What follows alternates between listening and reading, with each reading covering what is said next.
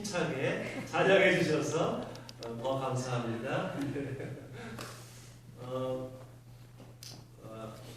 여러분 성경에 대표적인 계명이 있는데요. 구약 성경에는 10계명, 신약 성경에는 산상수훈 8복이 있지 않습니까?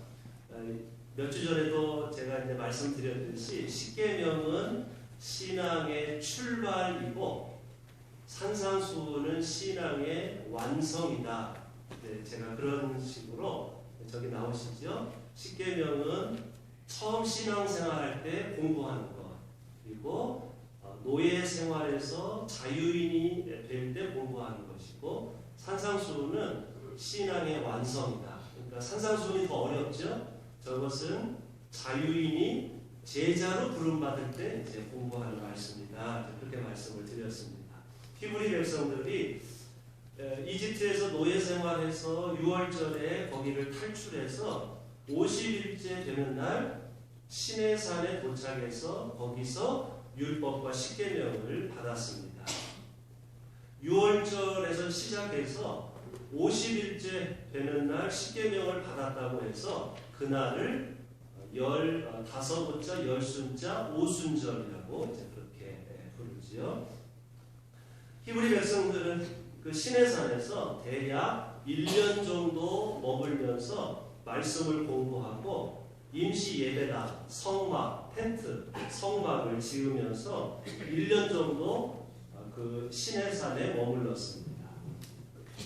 여러분, 가나안 땅으로 가야 되는데 왜 1년 정도 시내산 밑에서 왜 1년 정도 머물렀을까요?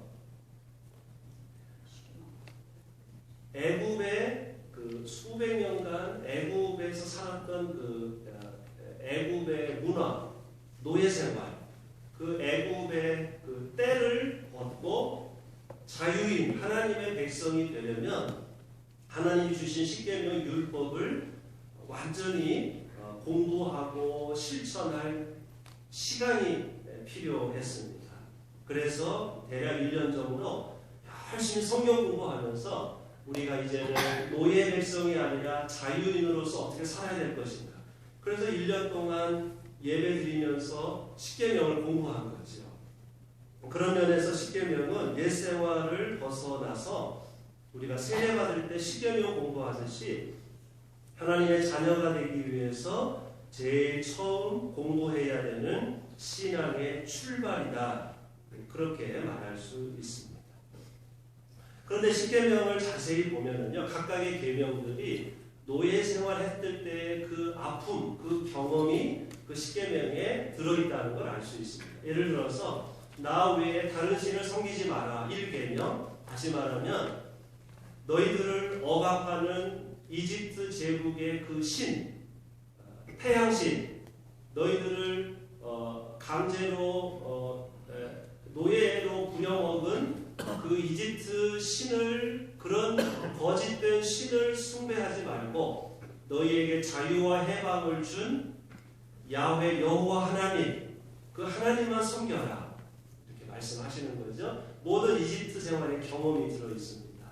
또 뭐가 있을까요? 너희들이 이집트에서 그 신을 위해서 큰 동상, 우상, 피라미드, 큰 우상을 만들려고 떼약빛에서 강제 노동을 했는데 너희는 2번 다시 나를 위해서 눈에 보이는 큰 동상 같은 거 일체 만들지 마라. 그게 얼마나 기쁜 소식입니까?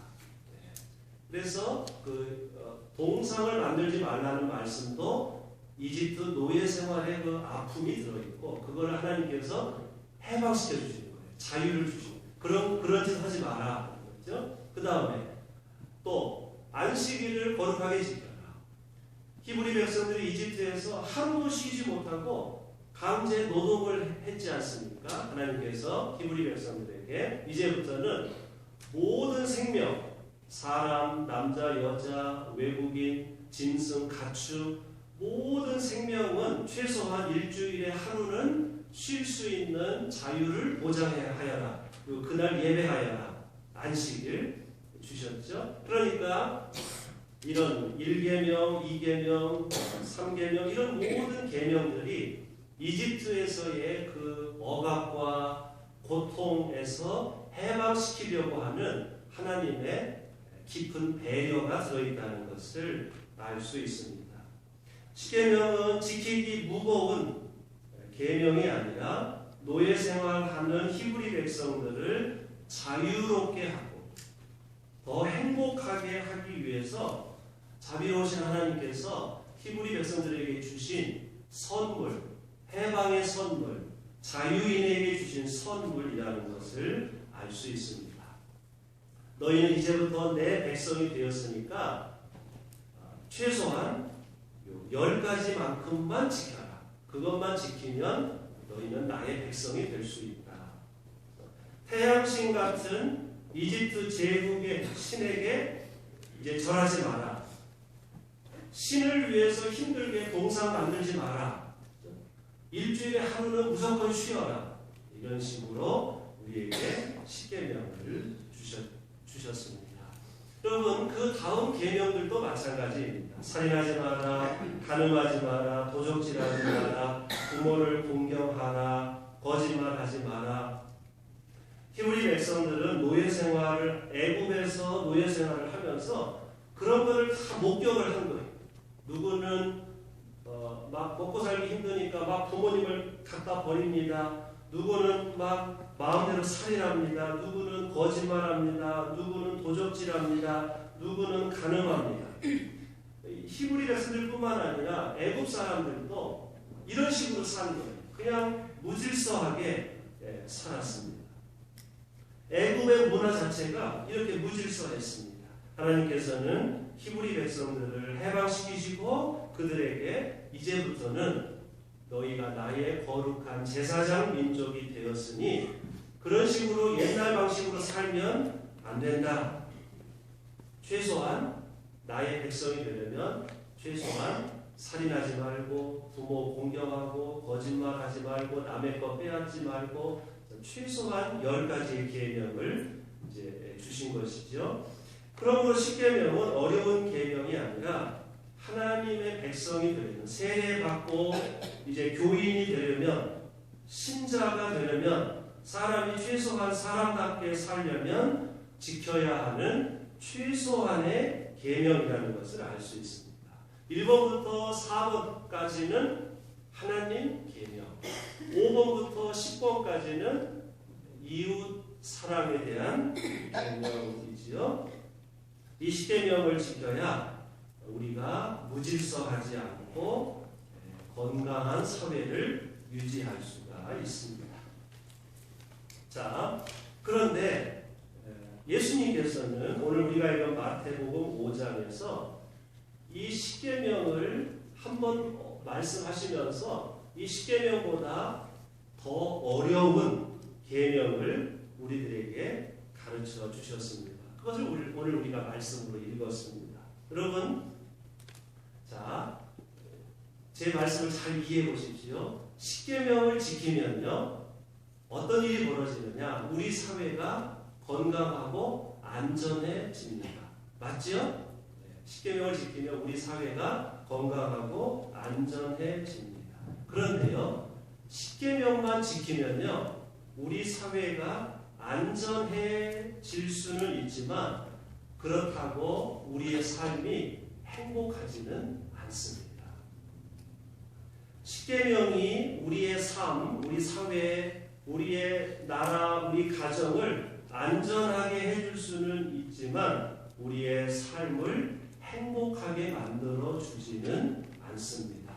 우리의 사회, 우리의 삶이 행복해지려면 십계명 그 이상의 계명이 필요합니다. 자, 제가 한번 예를 들어보겠습니다. 살인하지 마라. 오늘 우리가 읽었죠? 예수님의 말씀. 살인하면요, 이 사회가 이게 안전하지 않죠. 그냥 아무나 그냥 찌르고 총 쏴서 죽이고 뭐 미국처럼 그러면 어디 불안해서 밖에 밤에 나가겠습니까? 그래서 살인하면 살인이 자주 일어나는 사회는 안전하지 않지요. 그래서 살인하지 않으면 우리가 서로 살인하지 않기로 약속하면 우리 사회는 안전해집니다. 그런데 안전은 해집니다. 그럼 우리 행복합니까? 아닙니다. 안전은 해지지만 행복하지 않습니다. 행복해지려면요, 살인 안 하는 것만 가지고는 안 됩니다. 하나 더 있어야 됩니다. 그게 뭘까요? 미워하지 않는 것입니다. 미워하지 않아야 우리가 행복해집니다. 살인하지 않는 것만 가지고는 안 되는 것이지요. 예수님은 형제 자매에게 분노하거나 저주하거나 얼간히 바보라고 하는 것은 살인하는 것과 똑같다고 말씀하셨습니다. 살인하지 않으면 사회 공동체는 안전하지만 그 사회가 행복해지지는 않습니다. 여러분, 남북한이요, 전쟁하지 않습니다. 그러면 안전합니다. 살인하지 않으니까, 서로 죽이지 않으니까. 그럼 우리가 행복할까요? 전쟁은 안 일어나지만 맨날 서로 저주하고 욕하고 미워하면 우리가 행복합니까? 행복하지 않죠. 한국과 중국 사이, 한국과 일본 사이가 전쟁은 안 일어납니다. 그래서 기본적으로 안전은 하지만 맨날 서로 미워하면 우리가 어찌 행복해지겠습니까? 이웃끼리, 가족끼리 살인은 안 하지만 맨날 부모, 자식, 부부 사이가 서로 저주하고 미워하면 어찌 우리의 삶이 행복해질 수가 있겠습니까? 서로 사회가 행복해지려면 미워하지 않아야 하는 것이지요. 비록 살인하지 않았을지라도 다른 사람을 미워하고 저주하고 분노하면 그 사회는 겉으로는 안전하지만 속으로는 서로 증오하고 미워하는, 그래서 당신도 불행하고 나도 불행하고 그래서 지옥 같은 그런 사회가 될 것입니다. 그래서 예수님은 제자들에게 살인하지 않았다?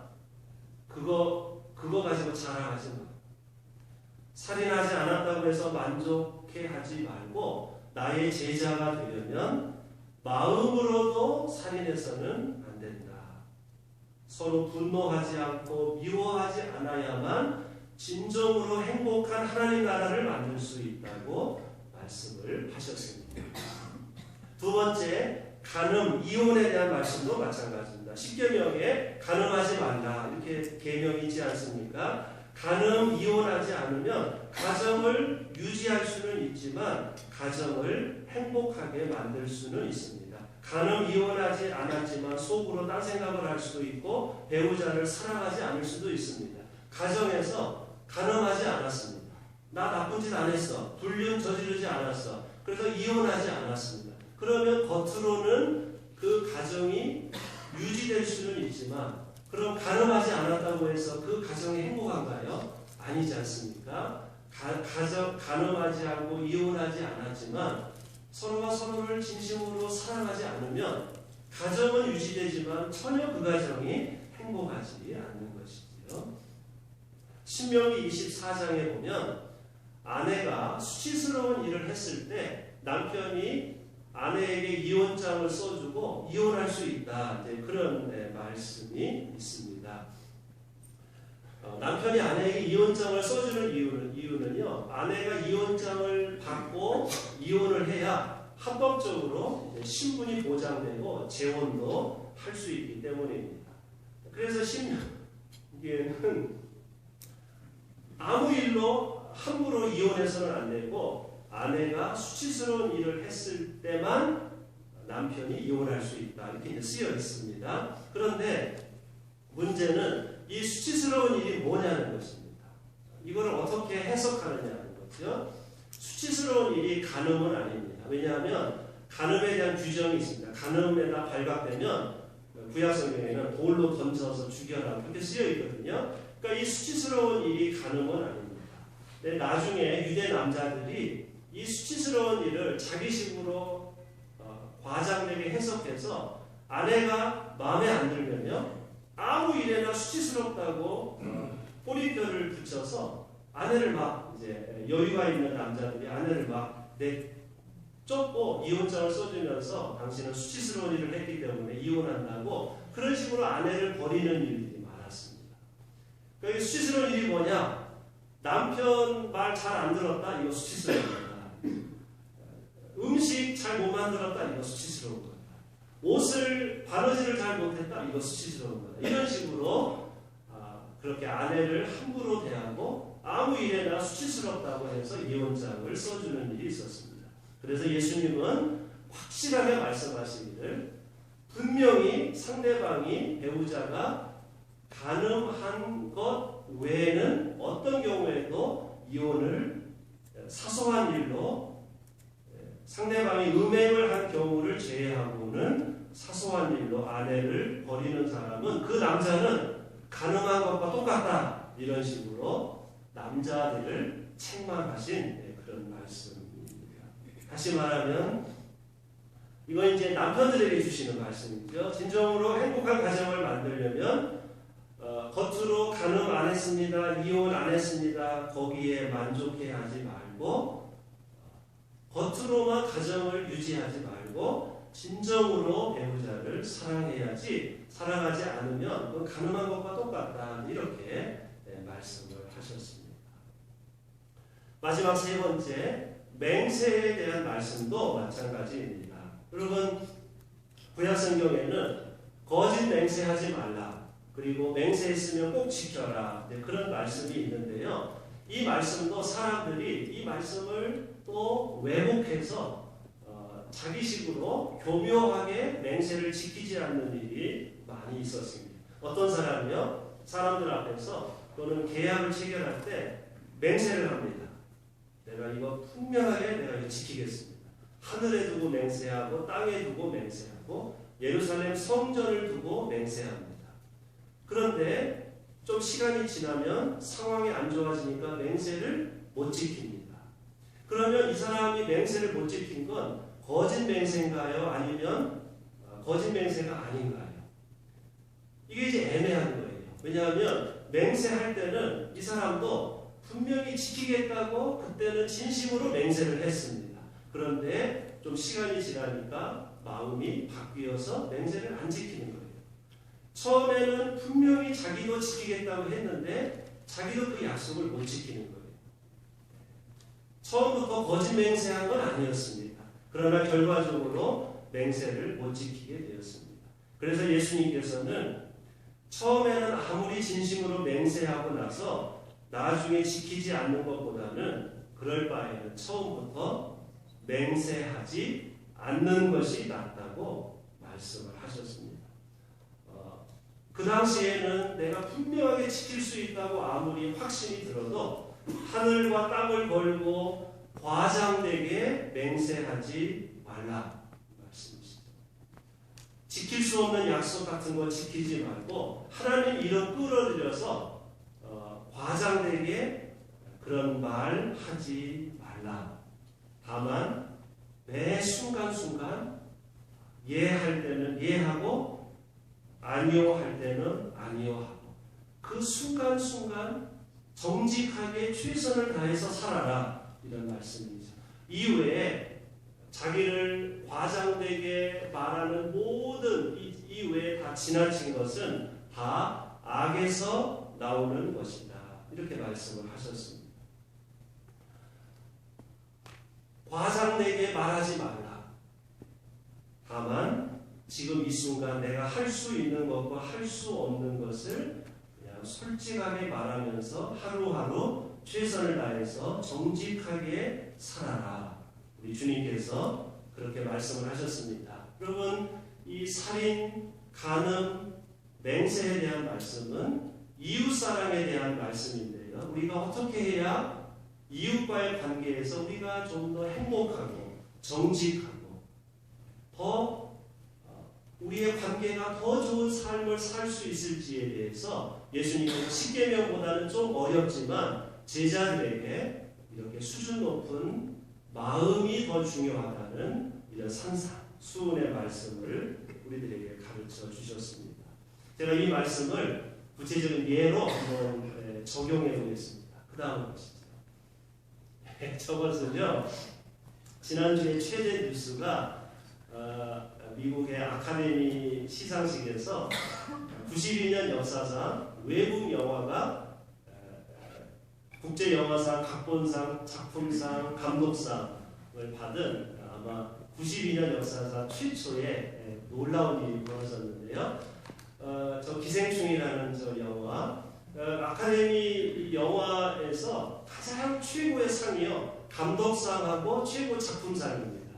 최고의 감독에게 주는 상, 최고의 작품에게 주는 상인데 그 두 상을 저 감독과 저 영화가 다 받았습니다. 정말 놀라운 일인데요.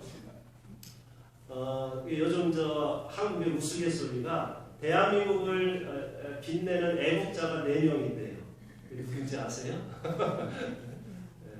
축구는 손흥민 선수고요. 야구는 토론토 블루제이스의 류현진 선수고요. 영화 감독은 봉준호 감독이고요. 노래는 BTS다. 그런 우스갯소리가 있습니다. 성도님들 BTS 방탄소년단 아세요? 모르시면 손자 손녀에게 물어보세요. 5월달에 저 로저스 센터에 공연을 하는데 5만석인데 순식간에 다 매진되었다고 그런 뉴스를 보았습니다. 그런데요, 이 영화가 이제 오늘 말씀과 조금 관련이 되어 있습니다. 인간관계에 대한 영화입니다. 세 가정이 등장하는데 이 세 가정이 다 이기적입니다. 착한 가정은 하나도 없습니다. 그때요, 반지하에 사는 아주 가난한 어떤 가정이 있는데 아들이 누가 우연히 소개해서 큰 부잣집에 가정교사로 이제 자기 학력을 속이고 이제 가정교사로 들어갑니다. 그리고는 자기 여동생을 자기 후배라고 몰래 속여서 미술교사로 또 집안에 끌어들이고요. 엄마는 전 가정부 쫓아내고 가정부로 데리고 오고요. 아빠는 운전사로 데리고 옵니다. 그러니까 이 4명이 자기가 가족이라는 걸 숨기고 이 집안에 한 명씩 이제 취직을 한 거예요. 그리고 집주인이 멀리 가면 자기들끼리 모여서 먹고 마시고 이제 그렇게 하는 거예요. 그런데 알고 봤더니 쫓아낸 전 가정부의 남편이 집주인도 모르는 지하실에 계속 지금 살고 있는 거예요. 근데 집주인도 그 집에 지하실에 있다는 걸 모릅니다. 그 전 가정부가 몰래 그 비밀 문으로 남편에게 음식을 주면서 이제 그 지하에서 이제 살고 있는 거예요. 이렇게 세 가정이 등장을 합니다. 그런데 처음에는 희극으로 시작했다가 비극으로 끝납니다. 그리고 영화를 보면서 사람들 중에는 마음이 좀 씁쓸하고 화가 났다는 사람들도 많습니다. 아마 이 감독이 그런 의도로 영화를 만든 것 같은데요.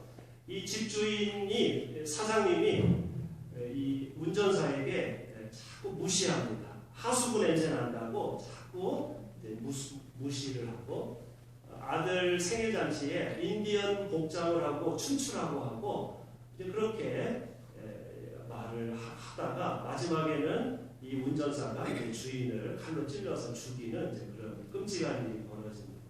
여러분, 반지하에 사니까 이렇게 냄새가 배지요. 그런데 이 부자 주인이 그럴 때는 좀 모른 척하고, 사람이 선을 넘지 않아요. 상대방을 배려하면서 모른 척하고, 상대방을 운전사라도 따뜻하게 배려해주면 이런 비극이 일어나지 않는 거지요. 우리의 이런 그 말과 상대방을 대하는 태도가 서로에게 영향을 미쳐서 파국으로 끝나는 거예요. 당신도 망하고 우리도 망하는 그런 일이 벌어지는 거지요. 새로 들어온 한 가족과 본래 지하실에 숨어 들어온 사람, 그 가난한 두 집안 사이에서 싸움이 벌어지는 거예요. 서로 지하실을 차지하려고. 그러니까 부자와 가난한 사람이 서로 미워하고, 가난한 사람과 더 가난한 사람이 서로 미워하고, 이제 그러다가 세 집안이 다 망하게 되는 그런 영화가 저 영화의 대략적인 내용입니다. 우리가 서로 이 영화의 주제는 공생이죠. 공생. 함께 공존해야 되는데, 부자와 가난한 사람과 더 가난한 사람이 서로를 조금씩 배려하고, 서로 존중하고, 서로 말을 조심하고, 서로 선을 넘지 않고, 서로 무시하고, 그러지 않았더라면